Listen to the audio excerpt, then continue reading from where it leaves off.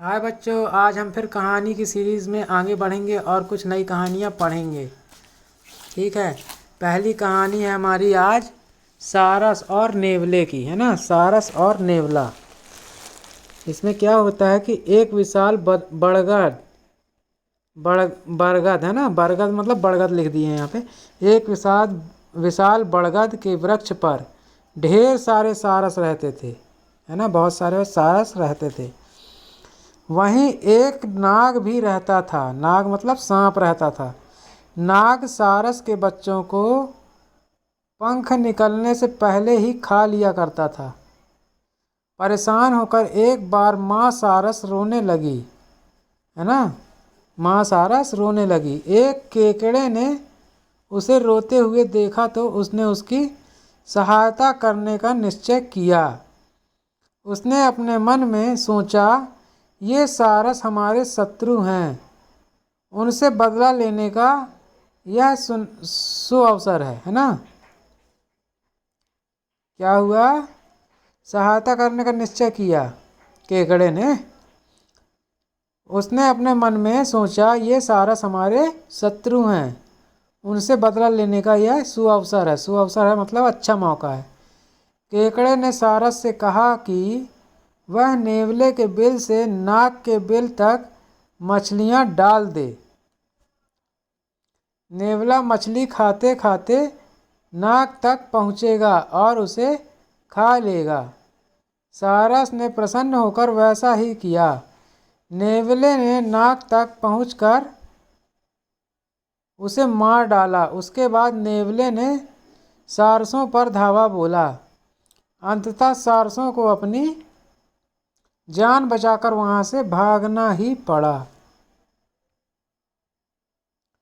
शिक्षा इस कहानी से हमको यह मिलती है कि अपनी समस्या के निदान के लिए शत्रुओं पर कभी विश्वास नहीं करना चाहिए। एक बात बहुत बड़ी है यहाँ पर कि अपनी समस्या अपने शत्रु को नहीं बतानी चाहिए। अपनी समस्या के निदान के लिए शत्रुओं की मदद नहीं लेनी चाहिए और ना उन पर विश्वास करना चाहिए। अपनी समस्या के निदान के लिए शत्रुओं पर कभी भी विश्वास नहीं करना चाहिए। दूसरी कहानी है कौवा और उल्लू की। एक बार सभी पक्षियों ने जंगल में एकत्रित होकर अपना नया नेता चुनने का निर्णय किया। चतुर और जिम्मेदार होने के कारण सब ने एक मत से उल्लू को अपना नेता बनाना निश्चित किया। सभी उत्साहित और प्रसन्न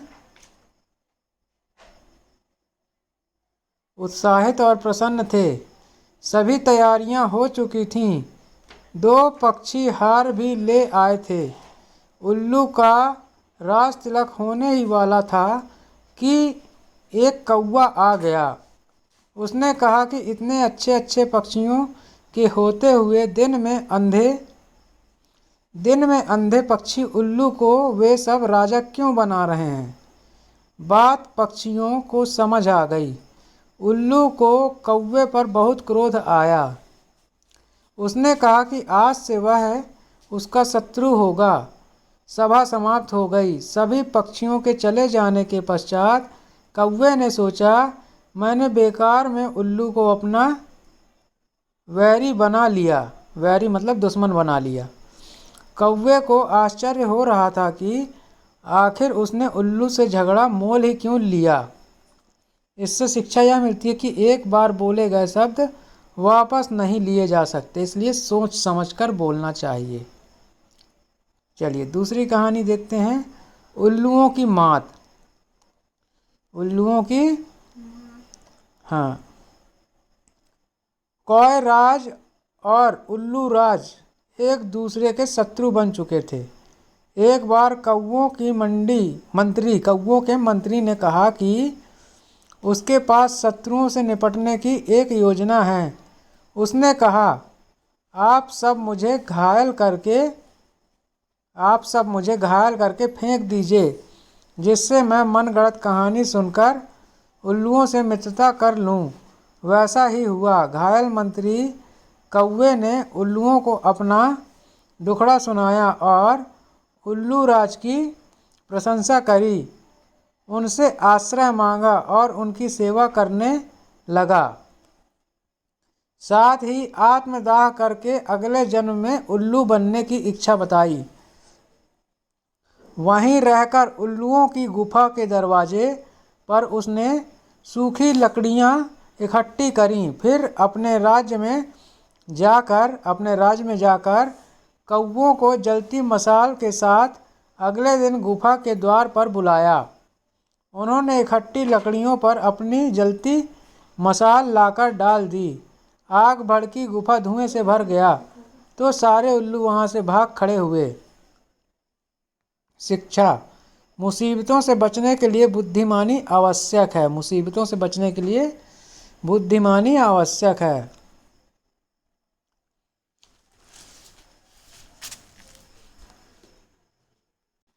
इसके बाद अगली कहानी है चतुर खरगोश की, है ना। एक बार हाथियों का एक झुंड चंद्रताल नामक तालाब के पास रहने आ गया। उसी तालाब के पास हजारों खरगोश बिल बनाकर रहते थे। हाथी जब पानी पीने जाते तो बेचारे खरगोश उनके पैरों से कुचल जाते और उनके घर भी टूट जाते थे। दुखी खरगोश ने अपने राजा से सहायता मांगी। खरगोश राज हाथी राज के पास गया। उसने कहा कि चंद्रदेव हाथियों से रुष्ट हो गए थे। उन्होंने उसे यह बताने भेजा था कि हाथियों ने चंद्रताल की पवित्रता भंग की थी। दुखी होकर हाथी राज ने क्षमा याचना का तरीका पूछा। खरगोश राज अपने साथ हाथी राज को चंद्रताल के पास ले गया।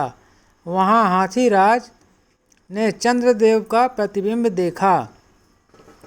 हाथी राज ने वादा किया कि वह सभी हाथियों को लेकर चुपचाप वहाँ से किसी दूसरी जगह चला जाएगा और फिर कभी नहीं आएगा। बस खरगोश खुशी खुशी वहाँ रहने लगे। शिक्षा। चतुर नेता से सबका भला होता है ना। चतुर नेता से सबका भला होता है। चलिए अगली कहानी क्या है हमारी, धूर्त मध्यस्थ।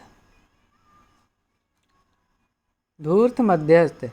एक पेड़ के कोटर में एक तीतर रहता था। दाना चुगते चुगते एक दिन वह एक पके हुए धान के खेत में पहुंचा और फिर वहीं रुक गया। कुछ दिनों बाद फिर वह लौटकर अपने कोटर में पहुंचा। वहां उसने एक खरगोश को रहता देखकर पूछा कि वह क्या कर रहा था। खरगोश ने कहा कि कोटर तो खाली था, वह तीतर का घर ही नहीं था। दोनों इसी बात को लेकर लड़ने लगे। एक धूर्त बिल्ली ने उन्हें लड़ते देखा। उसे एक युक्ति सूझी। वह सन्यासी के रूप में उनके सामने आई। उसे देखकर दोनों ने बिल्ली से मामला सुलझाने के लिए कहा।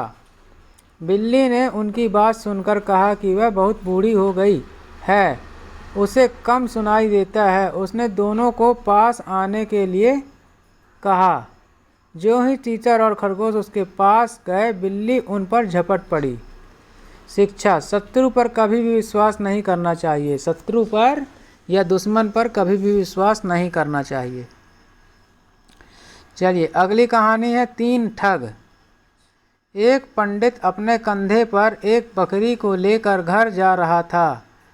एक अमीर यजमान ने वह बकरी उसे दी थी। तीन ठगों ने उसे ठगने का निश्चय किया। एक ठग ने जाकर पंडित से पूछा कि वह एक कुत्ते को अपने कंधों पर क्यों उठाकर ले जा रहा था। पंडित क्रोधित हुआ पर चलता रहा। थोड़ी देर के बाद दूसरे ठग के पास जाकर पूछा कि वह एक मरे हुए बछड़े को क्यों उठाकर चल रहा था।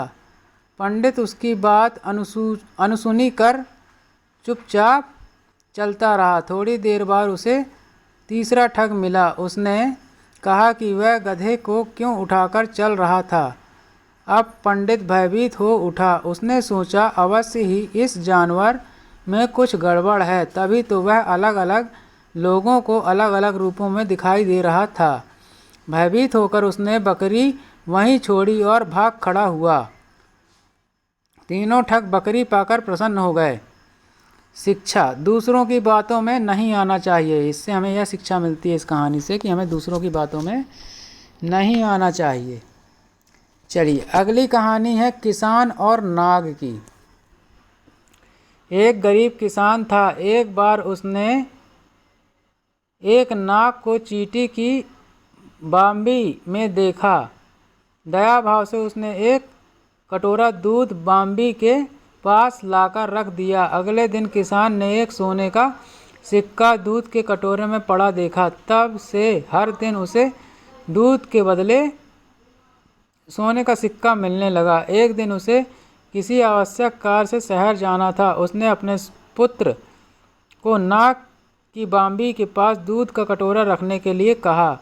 पुत्र कटोरे में सोने का सिक्का देखकर अचंभित हो गया। उसने सोचा कि बाम्बी में अवश्य ही ढेर सारे सिक्के होंगे।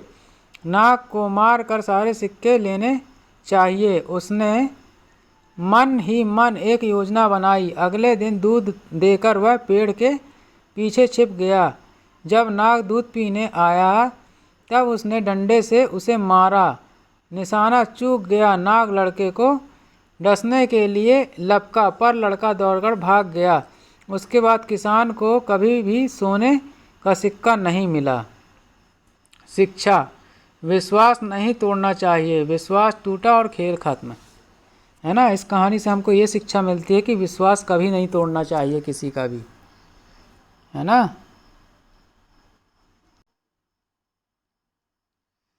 नेक्स्ट कहानी है हमारी दानव और मानव की। एक मनुष्य के पास दो बहुत ही सुंदर जवान और तंदुरुस्त बछड़े थे।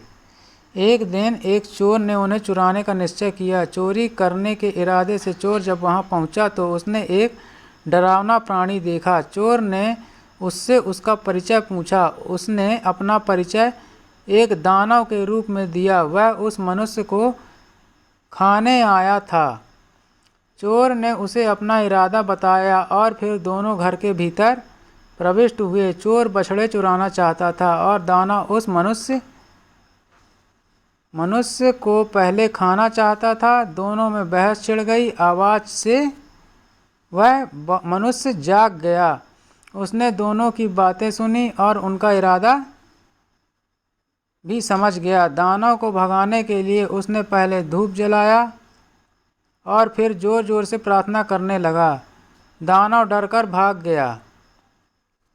फिर उस मनुष्य ने एक डंडा लिया और चोर को भी खदेड़ डाला, दौड़ा दिया। मतलब दोनों की बहस का लाभ उस मनुष्य ने उठा लिया। इससे हमें यह शिक्षा मिलती है कि दो की लड़ाई का लाभ तीसरा उठा लेता है ना।